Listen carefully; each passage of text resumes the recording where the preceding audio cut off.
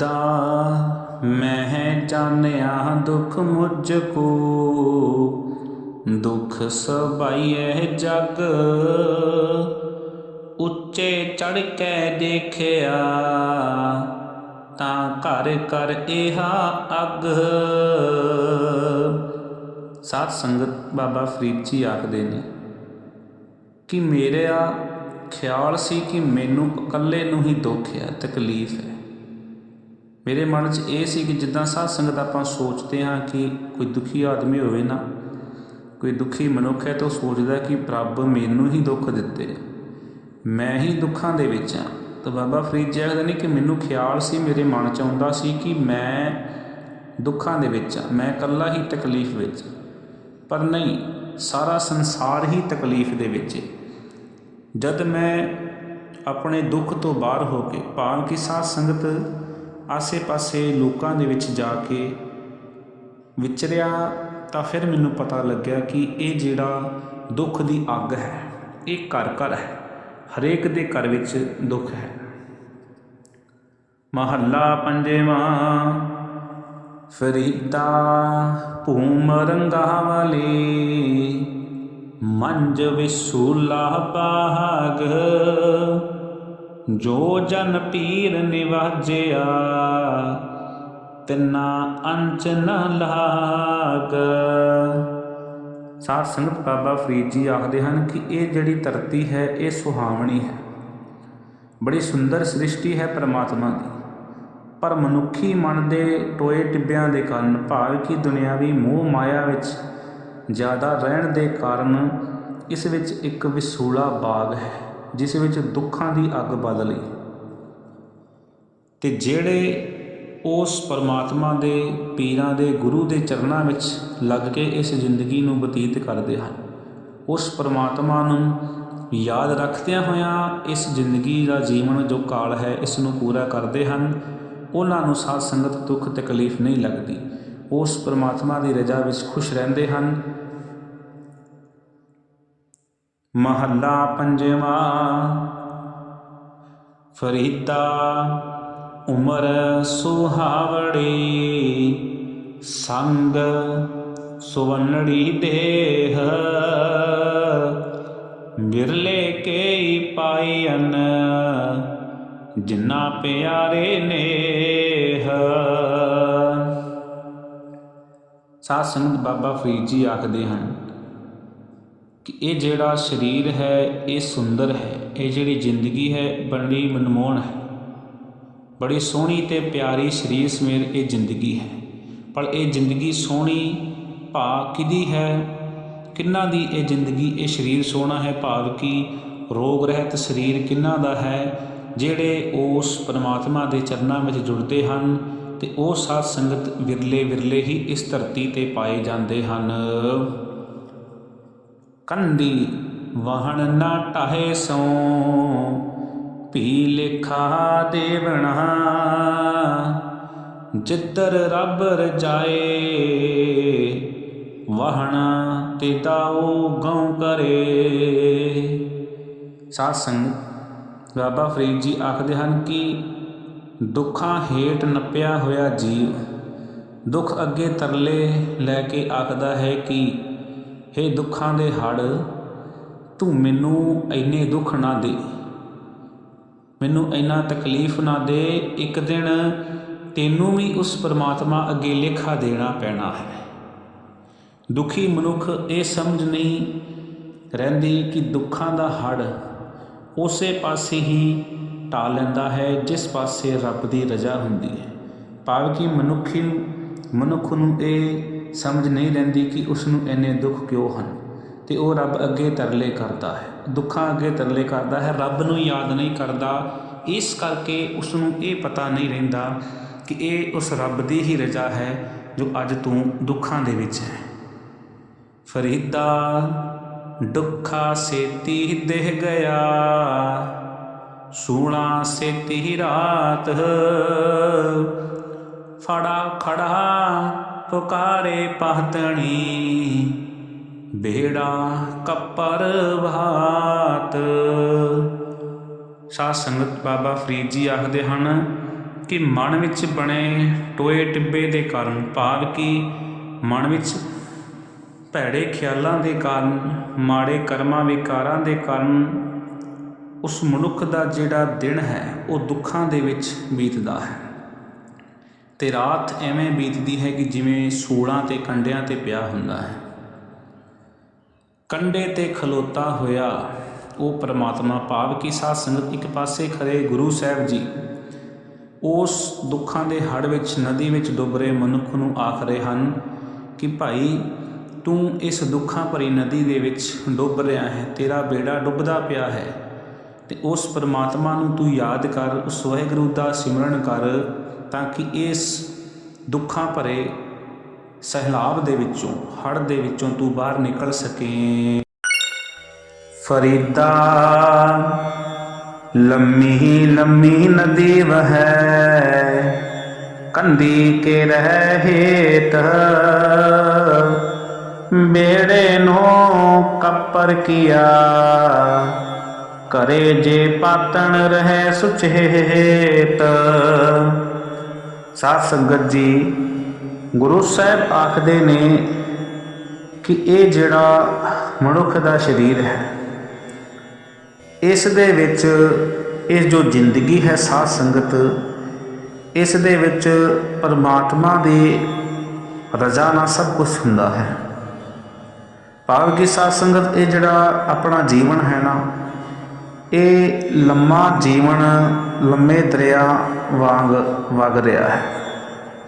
ਆਪਣੇ ਕਿਨਾਰਿਆਂ ਨੂੰ ਖਾ ਜਾਣ ਨਾਲ ਇਹਦਾ ਪਿਆਰ ਹੈ। ਭਾਵ ਕਿ ਜਿਹੜੀ ਸਾਧ ਸੰਗਤ ਆਪਣੀ ਜ਼ਿੰਦਗੀ ਹੈ ਨਾ, ਇਹ ਦੁਨਿਆਵੀ ਮੂੰਹ ਮਾਇਆ ਦੇ ਦਰਿਆ ਵਗਦੇ ਨੇ, ਅਤੇ ਪਰਮਾਤਮਾ ਨੂੰ ਭੁੱਲ ਕੇ ਆਪਾਂ ਦੁਨਿਆਵੀ ਪਦਾਰਥਾਂ ਨੂੰ ਖਾ ਰਹੇ ਹਾਂ, ਅਤੇ ਉਹ ਆਪਣੇ ਸਰੀਰ ਨੂੰ ਖਤਮ ਕਰ ਰਿਹਾ ਹੈ। ਅਤੇ ਸਾਧ ਸੰਗਤ, ਜਿਸ ਮਨੁੱਖ ਦੇ ਉੱਤੇ ਉਸ ਪਰਮਾਤਮਾ ਦੀ ਕਿਰਪਾ ਹੋ ਜਾਵੇ, ਉਸ ਦਾ ਸਾਧ ਸੰਗਤ ਇਹ ਜਿਹੜਾ ਜੀਵਨ ਹੈ ਉਹ ਵਿਅਰਥ ਨਹੀਂ ਜਾਂਦਾ। ਉਸ 'ਤੇ ਫਿਰ ਪਰਮਾਤਮਾ ਦੀ ਕਿਰਪਾ ਰਹਿੰਦੀ ਹੈ। ਜਿਹੜਾ ਉਸ ਪਰਮਾਤਮਾ ਦੀ ਯਾਦ ਵਿੱਚ ਇਸ ਜੀਵਨ ਨੂੰ ਬਤੀਤ ਕਰਦਾ ਹੈ, ਉਸ ਦਾ ਇਹ ਜੋ ਜੀਵਨ ਹੈ ਇਹ ਵਿਅਰਥ ਨਹੀਂ ਜਾਂਦਾ। ਫਰੀਦਾ ਗੱਲੀ ਸੂ ਸੱਜਣ ਵੀਹ, ਇੱਕ ਟੁਡਿੰਦੀ ਨਾ ਲਹਾ, ਦੁੱਖਾਂ ਜਿਉ ਮਾਲੀਹ, ਕਾਰਣ ਤਿਨਾ ਮਾਪਰੀ। ਸਾਧ ਸੰਗਤ, ਬਾਬਾ ਫਰੀਦ ਜੀ ਆਖਦੇ ਹਨ ਕਿ ਜਿੱਦਾਂ ਕਿ ਆਪਾਂ ਜ਼ਿੰਦਗੀ ਵਿੱਚ ਵੇਖਦੇ ਹਾਂ ਕਿ ਗੱਲੀ ਬਾਤੀ ਜਿਹੜੇ ਮਿੱਤਰ ਨੇ, ਭਾਵ ਕਿ ਜਿਹੜੇ ਸਾਧ ਸੰਗਤ ਆਪਾਂ ਨੂੰ ਕਹਿ ਦੇਣ ਕਿ ਅਸੀਂ ਤੇਰੇ ਹਾਂ, ਪੱਕੇ ਯਾਰ ਹਾਂ, ਨਾਲ ਰਵਾਂਗੇ, ਉਹ ਸਾਧ ਸੰਗਤ ਤੇ ਬਹੁਤ ਮਿਲ ਜਾਂਦੇ। ਪਰ ਜਿਹੜਾ ਔਖੇ ਵੇਲੇ ਕੰਮ ਆਵੇ, ਉਹ ਸਾਧ ਸੰਗਤ ਕੋਈ ਵਿਰਲਾ ਹੀ ਮਿਲਦਾ ਹੈ, ਉਹ ਨਹੀਂ ਮਿਲਦਾ। ਉਸ ਦੀ ਆਪਾਂ ਭਾਲ ਵਿੱਚ ਰਹਿੰਦੇ ਹਾਂ, ਕਿਉਂਕਿ ਸੁੱਖ ਵਿੱਚ ਤੇ ਬਹੁਤ ਮਿਲ ਜਾਂਦੇ ਨੇ, ਦੁੱਖ ਵਿੱਚ ਹਰ ਕੋਈ ਨਹੀਂ ਮਿਲਦਾ। ਉਸੇ ਤਰੀਕੇ ਦੇ ਨਾਲ ਬਾਬਾ ਫਰੀਦ ਜੀ ਆਖਦੇ ਨੇ ਕਿ ਗੱਲੀ ਬਾਤੀ ਵਾਲੇ ਸਾਧ ਪਖੰਡੀ, ਭਾਵ ਕਿ ਜਿਹੜੇ ਸਾਧ ਸੰਗਤ ਸਾਧਾਂ ਵਾਲੇ ਜਿਨ੍ਹਾਂ ਪਹਿਰਾਵੇ ਪਾਏ ਨੇ, ਉਹ ਗੱਲੀ ਬਾਤੀ 'ਤੇ ਕਹਿ ਦਿੰਦੇ ਨੇ ਕਿ ਅਸੀਂ ਰੱਬ ਨੂੰ ਤੁਹਾਨੂੰ ਰੱਬ ਨਾਲ ਮਿਲਾ ਦਿਆਂਗੇ, ਤੁਹਾਡਾ ਇਹ ਭਲਾ ਹੋ ਜਾਏਗਾ, ਤੁਹਾਡਾ ਆਹ ਕਾਰਜ ਸਹੀ ਹੋ ਜਾਏਗਾ। ਉਹ ਤਾਂ ਸਾਧ ਸੰਗਤ ਬਹੁਤ ਮਿਲ ਜਾਂਦੇ ਨੇ। ਪਰ ਜਿਹੜਾ ਮਨ ਤੋੜ ਕੇ ਉਸ ਪਰਮਾਤਮਾ ਦੇ ਨਾਲ ਮਿਲਾਪ ਕਰਵਾ ਦੇਵੇ, ਉਸ ਦੀ ਸਾਧ ਸੰਗਤ ਆਪਾਂ ਨੂੰ ਹਮੇਸ਼ਾ ਹੀ ਭਾਲ ਰਹਿੰਦੀ ਹੈ। ਜਿਹੜੇ ਉਸ ਗੁਰੂ ਦੇ ਪਿਆਰੇ ਹੁੰਦੇ ਹਨ, ਉਹ ਹਮੇਸ਼ਾ ਹੀ ਇਸੇ ਭਾਲ ਵਿੱਚ ਰਹਿੰਦੇ ਨੇ ਕਿ ਕਦ ਉਸ ਪਰਮਾਤਮਾ ਦੇ ਨਾਲ ਉਹਨਾਂ ਦਾ ਮਿਲਾਪ ਹੋ ਜਾਏ, ਕਾਸ਼ ਕੋਈ ਉਹਨਾਂ ਨੂੰ ਉਸ ਪਰਮਾਤਮਾ ਦੇ ਨਾਲ ਮਿਲਾਉਣ ਵਾਲਾ ਮਿਲ ਜਾਵੇ। ਫਰੀਦਾ ਇਹੋ ਤਨ ਭੌਂਕਣਾ, ਨਿਤ ਨਿਤ ਦੁਖੀਏ ਕਹਾਉਣ, ਕੰਨੀ ਬੁੱਝੇ ਦੇ ਰਹਾ, ਕਿਤੀ ਬਗੈ ਪਾਉਣ। ਭਾਵ ਕਿ ਬਾਬਾ ਫਰੀਦ ਜੀ ਆਖਦੇ ਹਨ ਕਿ ਸਾਧ ਸੰਗਤ, ਇਹ ਜਿਹੜਾ ਸਰੀਰ ਹੈ ਨਾ ਆਪਣਾ, ਇਹ ਸਾਧ ਸੰਗਤ ਹਮੇਸ਼ਾ ਦੁਨਿਆਵੀ ਪਦਾਰਥਾਂ ਵਾਸਤੇ ਭੌਂਕਦਾ ਰਹਿੰਦਾ ਹੈ ਕਿ ਮੈਨੂੰ ਆ ਵੀ ਚਾਹੀਦਾ ਹੈ, ਮੈਨੂੰ ਆ ਵੀ ਚਾਹੀਦਾ। ਇਹ ਜਿਹੜਾ ਮਨ ਹੈ ਸਾਧ ਸੰਗਤ, ਇਹ ਬੜਾ ਲਾਲਚੀ ਹੋ ਜਾਂਦਾ ਹੈ, ਹਰੇਕ ਚੀਜ਼ ਦੀ ਮੰਗ ਕਰਦਾ ਹੈ, ਨਿਤ ਨਵੇਂ ਪਦਾਰਥਾਂ, ਦੁਨਿਆਵੀ ਪਦਾਰਥਾਂ ਦੀ ਮੰਗ ਕਰਦਾ ਹੈ। ਤੇ ਬਾਬਾ ਜੀ ਆਖਦੇ ਹਨ ਕਿ ਜਿਨ੍ਹਾਂ ਨੂੰ ਮਨ ਕਰਕੇ ਉਸ ਪਰਮਾਤਮਾ ਦੀ ਕਿਰਪਾ ਨਾਲ ਸੋਝੀ ਆ ਜਾਂਦੀ ਹੈ, ਉਹ ਫਿਰ ਇਸ ਸਰੀਰ ਦੀਆਂ, ਇਸ ਮਨ ਦੀਆਂ ਸਾਰੀਆਂ ਇੱਛਾਵਾਂ ਪੂਰੀਆਂ ਨਹੀਂ ਕਰਦੇ। ਉਹ ਆਖਦੇ ਨੇ ਕਿ ਇਹ ਦੁੱਖ ਮੇਰੇ ਤੋਂ ਬਰਦਾਸ਼ਤ ਨਹੀਂ ਹੁੰਦਾ ਕਿ ਇਹ ਸਰੀਰ ਜੋ ਮੇਰਾ ਹੈ, ਇਹ ਜਿਹੜੇ ਅੰਗ ਪੈਰ ਨੇ, ਇਹ ਨਿੱਤ ਨਵੀਂ ਪਦਾਰਥ ਦੀ ਡਿਮਾਂਡ ਕਰਦੇ। ਅਤੇ ਮੈਂ ਇਸ ਤਰੀਕੇ ਨਾਲ ਚੱਲਦਾ ਹਾਂ ਕਿ ਜਿਵੇਂ ਸਾਧ ਸੰਗਤ ਕੰਨਾਂ ਵਿੱਚ ਖੁੱਜੇ ਦੇ ਰੱਖਣਾ, ਭਾਵ ਕਿ ਸਾਧ ਸੰਗਤ ਆਪਣੇ ਕੰਨਾਂ ਵਿੱਚ ਡਾਟ ਲਾਏ ਹੋਏ ਹਨ, ਮੈਨੂੰ ਪਰਵਾਹ ਨਹੀਂ ਕਿ ਕਿਸੇ ਹਵਾ ਕਿਵੇਂ ਹਵਾ ਚੱਲਦੀ ਹੈ। ਭਾਵ ਕਿ ਸਾਧ ਸੰਗਤ ਵੀ ਮੈਂ ਜਿਵੇਂ ਆਪਾਂ ਦੇਖਦੇ ਹਾਂ ਨਾ ਕਿ ਜਾਲੀ ਹਵਾ ਚੱਲਦੀ ਹੈ ਅਤੇ ਆਪਾਂ ਕੰਨਾਂ 'ਤੇ ਹੱਥ ਰੱਖ ਲੈਂਦੇ ਹਾਂ, ਡਾਟ ਲਾ ਦਿੰਦੇ ਹਾਂ, ਕੰਨਾਂ 'ਤੇ ਰੋਕ ਲਾ ਦਿੰਦੇ ਹਾਂ ਕਿ ਜਿੰਨੀ ਮਰਜ਼ੀ ਤੇਜ਼ ਹਵਾ ਹੋਵੇ ਆਪਾਂ ਨੂੰ ਕੋਈ ਉਹ ਨਹੀਂ। ਉਸ ਤਰੀਕੇ ਨਾਲ ਬਾਬਾ ਫਰੀਦ ਜੀ ਆਖਦੇ ਹਨ ਕਿ ਜਿਨ੍ਹਾਂ ਮਨੁੱਖਾਂ ਨੂੰ ਉਸ ਪਰਮਾਤਮਾ ਦੀ, ਉਸ ਵਾਹਿਗੁਰੂ ਦੇ ਚਰਨਾਂ ਵਿੱਚ ਜੁੜਨ ਦੀ, ਉਸ ਦੇ ਨਾਮ ਦੀ ਤਾਂਘ ਹੁੰਦੀ ਹੈ, ਉਹ ਦੁਨਿਆਵੀ ਮੋਹ ਮਾਇਆ ਵੱਲ ਖਿੱਚੇ ਜਾ ਰਹੇ ਸਰੀਰ ਮਨ ਨੂੰ ਸਾਧ ਸੰਗਤ ਇਗਨੋਰ ਮਾਰ ਦਿੰਦੇ ਹਨ। ਫਰੀਦਾ ਰੱਬ ਖਜੂਰੀ ਪੱਕੀਆਂ, ਮਾਖਿਆ ਨਈ ਵਹਨ, ਜੋ ਜੋ ਵਨੈ ਡੀਹੜਾ, ਸੋ ਉਪਰ ਹੱਥ ਪਵਨ। ਬਾਬਾ ਫਰੀਦ ਜੀ ਆਖਦੇ ਹਨ ਕਿ ਵਾਹਿਗੁਰੂ ਦੀਆਂ ਖਜੂਰਾਂ ਪੱਕੀਆਂ ਹੋਈਆਂ ਨੇ ਅਤੇ ਸ਼ਹਿਦ ਦੀਆਂ ਨਦੀਆਂ ਵਗਦੀਆਂ ਨੇ। ਭਾਵ ਕਿ ਸਾਧ ਸੰਗਤ ਇਹ ਦੁਨਿਆਵੀ ਜਿਹੜੇ ਮੂੰਹ ਮਾਇਆ ਦੇ ਪਦਾਰਥ ਨੇ ਉਹ ਬੜੇ ਸੋਹਣੇ ਨੇ, ਨਦੀਆਂ ਵਗਦੀਆਂ ਨੇ ਉਹਨਾਂ ਪਦਾਰਥਾਂ ਦੀਆਂ। ਉਹ ਖਜੂਰਾਂ ਲੱਗੀਆਂ, ਜਿਵੇਂ ਸਾਧ ਸੰਗਤ ਖਜੂਰਾਂ ਮਿੱਠੀਆਂ ਹੁੰਦੀਆਂ ਨਾ, ਸ਼ਹਿਦ ਦੀਆਂ ਨਦੀਆਂ ਵਗਦੀਆਂ ਨੇ, ਅਤੇ ਕਿੰਨਾ ਮਨ ਲਾਲਚ ਕਰਦਾ ਹੈ ਕਿ ਨਦੀ 'ਚੋਂ ਸ਼ਹਿਦ ਚੱਖ ਲਈਏ, ਖਜੂਰਾਂ। ਉਸ ਤਰੀਕੇ ਨਾਲ ਬਾਬਾ ਜੀ ਆਖਦੇ ਨੇ ਕਿ ਇਹ ਦੁਨਿਆਵੀ ਉਸ ਪਰਮਾਤਮਾ ਦੀਆਂ, ਇਹ ਦੁਨਿਆਵੀ ਜਿਹੜੇ ਪਦਾਰਥ ਨੇ ਬੜੇ ਸੋਹਣੇ ਨੇ। ਬੜੀਆਂ ਸਾਧ ਸੰਗਤ ਖਜੂਰਾਂ ਪੱਕੀਆਂ ਨੇ, ਬੜੇ ਸੋਹਣੇ ਸੋਹਣੇ ਪਦਾਰਥ ਨੇ, ਬੜੀਆਂ ਸ਼ਹਿਦ ਦੀਆਂ ਨਦੀਆਂ ਵਗਦੀਆਂ ਨੇ।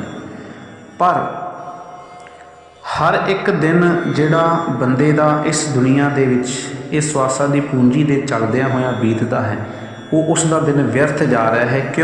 ਕਿਉਂਕਿ ਸਾਧ ਸੰਗਤ ਜੀ ਇਹ ਦੁਨਿਆਵੀ ਮੋਹ ਮਾਇਆ ਕਰਕੇ ਆਪਾਂ ਉਸ ਪਰਮਾਤਮਾ ਨੂੰ ਯਾਦ ਨਹੀਂ ਕਰਦੇ, ਅਤੇ ਇਹ ਮਨੁੱਖ ਸਿਰਫ ਸਾਧ ਸੰਗਤ ਉਸ ਪਰਮਾਤਮਾ ਨੂੰ ਯਾਦ ਕਰਨ ਵਾਸਤੇ ਮਿਲਿਆ ਹੈ। ਇਸ ਕਰਕੇ ਇਹ ਦੁਨਿਆਵੀ ਮੋਹ ਮਾਇਆ ਕਰਕੇ ਵਿਅਰਥ ਜਾ ਰਿਹਾ ਹੈ। ਫਰੀਦਾ ਤਨ ਸੁੱਕਾ ਪਿੰਜਰ ਥੀਆ, ਤਲੀਆਂ ਖੁੰਡੇ ਕਾਗ, ਅਜੇ ਸੁਰਬ ਨਾ ਬਹੁੜਿਓ, ਦੇਖ ਬੰਦੇ ਕੇ ਭਾਗ। ਸਾਧ ਸੰਗਤ ਬਾਬਾ ਫਰੀਦ ਜੀ ਆਖਦੇ ਨੇ ਕਿ ਇਹ ਜਿਹੜਾ ਸਰੀਰ ਹੈ ਨਾ, ਇਹ ਦੁਨਿਆਵੀ ਪਦਾਰਥਾਂ ਨੂੰ, ਮੋਹ ਮਾਇਆ ਨੂੰ, ਉਸ ਦੇ ਸਵਾਦ ਚੱਖ ਚੱਖ ਕੇ, ਉਹ ਪਦਾਰਥਾਂ ਨੂੰ ਭੋਗ ਭੋਗ ਕੇ ਇਸ ਸਰੀਰ ਨੇ ਆਪਣਾ ਆਪ ਗਵਾ ਲਿਆ ਹੈ। ਭਾਵ ਕਿ ਬਜ਼ੁਰਗ ਹੋ ਗਏ ਹਾਂ ਆਪਾਂ, ਸਰੀਰ ਹੱਥ ਪੈਰ ਹੁਣ ਕੰਮ ਨਹੀਂ ਕਰਦੇ। ਜਿਹੜੀ ਜਵਾਨੀ ਸੀ ਉਹ ਵੀ ਦੁਨਿਆਵੀ ਮੋਹ ਮਾਇਆ ਭੋਗਦਿਆਂ ਹੋਇਆਂ ਦੁਨਿਆਵੀ ਪਦਾਰਥਾਂ ਦੇ ਪਿੱਛੇ ਭੱਜ ਭੱਜ ਗਵਾ ਲਏ, ਅਤੇ ਸਰੀਰ ਹੁਣ ਬਜ਼ੁਰਗ ਹੋ ਗਿਆ ਹੈ, ਖਰਾਬ ਹੁੰਦਾ ਜਾ ਰਿਹਾ ਹੈ। ਫਿਰ ਵੀ ਇਹ ਮਨ ਦੀ ਜਿਹੜੀ ਇੱਛਾ ਹੈ ਉਹ ਦੁਨਿਆਵੀ ਪਦਾਰਥਾਂ ਦਾ ਲਾਲਚ ਮਨ ਵਿੱਚੋਂ ਨਹੀਂ ਜਾਂਦਾ। ਅਤੇ ਬਾਬਾ ਫਰੀਦ ਜੀ ਆਖਦੇ ਨੇ ਕਿ ਇਹ ਉਸ ਮਨੁੱਖ ਦਾ ਹਾਲ ਵੇਖ ਲਓ, ਇੱਦਾਂ ਦਾ ਹੈ ਕਿ ਉਸਨੇ ਆਪਣਾ ਸਰੀਰ ਖਤਮ ਕਰ ਲਿਆ ਹੈ ਦੁਨਿਆਵੀ ਮੋਹ ਮਾਇਆ ਕਰਕੇ, ਦੁਨਿਆਵੀ ਪਦਾਰਥਾਂ ਕਰਕੇ, ਪਰ ਅਜੇ ਵੀ ਉਸ ਦੇ ਅੰਦਰ ਉਸ ਪਰਮਾਤਮਾ ਦੀ ਯਾਦ ਨਹੀਂ ਹੈ, ਉਸ ਦਾ ਸਿਮਰਨ ਨਹੀਂ ਹੈ, ਸੇਵਾ ਨਹੀਂ ਹੈ।